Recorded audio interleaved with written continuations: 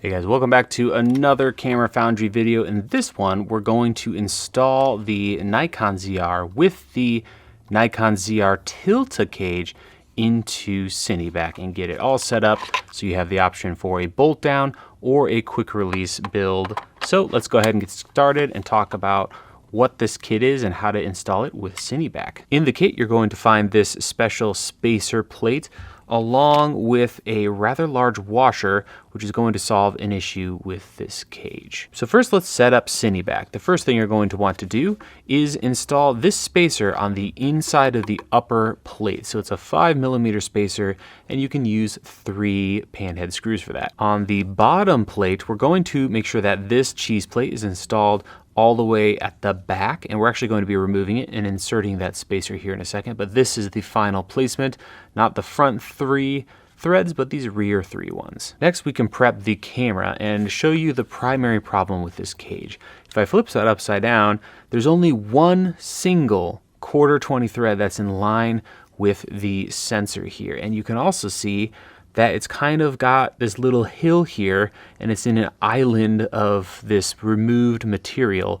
That makes it incredibly difficult to use any kind of quick release because it's going to want to wobble on that tiny little high point while everything else is low. So to solve this, we are going to be using the included washer in the kit, which is going to span the whole gap of the cage and give us a nice large flat point to add our quick release plate to. And this will only be needed if you're using a quick release setup. But before we get to that, let's go ahead and prep the bottom of CineBack. So go ahead and flip it upside down and remove these 3 rear screws. With those removed, we can go ahead and take our spacer and we'll go ahead and insert it right here.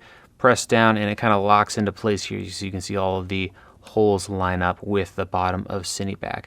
Then we can take our cheese plate once again and reinstall it with those same 3 screws. Now, if you're going to be using the Pro base, which goes on the bottom and gives us 15mm rods and an HDMI pass-through, that you're still going to need that spacer that we just installed. The only difference is you will go from the main body of CineBack to the spacer, then this Pro base, and then this cheese plate, the metal part, will go on the very bottom.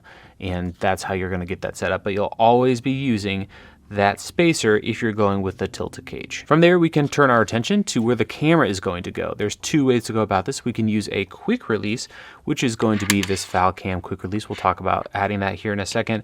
Or you can just use some spacers and directly mount the camera cage to this point right here.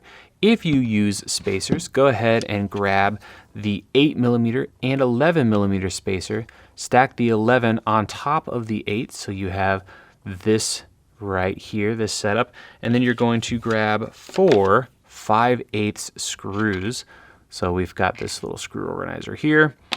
You'll go ahead and install them on all 4 corners of the spacers like that. So it goes through both plates, and you're going to be attaching it so that the slots line up just like that on CineBack. And so you can run bolts from the bottom all the way through and into the camera. If there's a slight gap, you can go ahead and use the 1mm spacer or the included washer to make up the difference on the bottom underneath the camera. If you go with the quick release setup, go ahead and install it like you see here with 3 bolts on the bottom. So we're using the rear of the quick release and the left and the right threads so that it is centered on those slots. And you want to make sure that the silver button is on the same side as our D-tap connectors. And now we're going to turn our attention to the bottom of this cage. We're going to grab our washer that comes with the Tilta cage ZR kit. We're going to center it on that center 1/4. Then we can grab the quick release plate and we'll go ahead and install it roughly center here. And with that installed, we can go ahead and open up the camera screen, grab CineBack, and we'll insert the camera into the quick release. From there, we can start to line things up. So you'll notice that the threads of the cage are too far forward.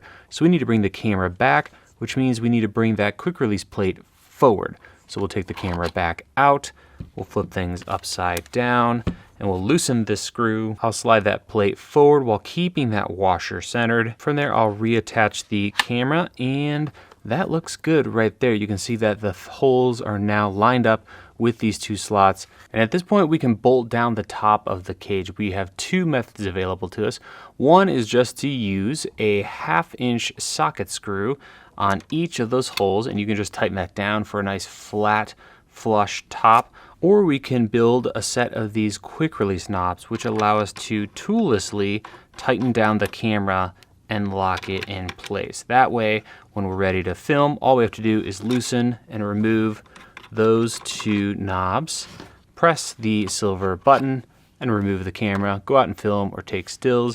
We're ready to reshoot again or have all day power with CineBack. We simply reinstall and reinsert those quick release knobs. So that is included with the CineBack kit. And now we can talk about how to build these knobs. And to start, you need to locate two of the 3/8 long socket screws. To create a knob, simply take the screw, insert the little knurled cap like you see here. You may have to take a hammer or a screwdriver and bang it down onto the screw.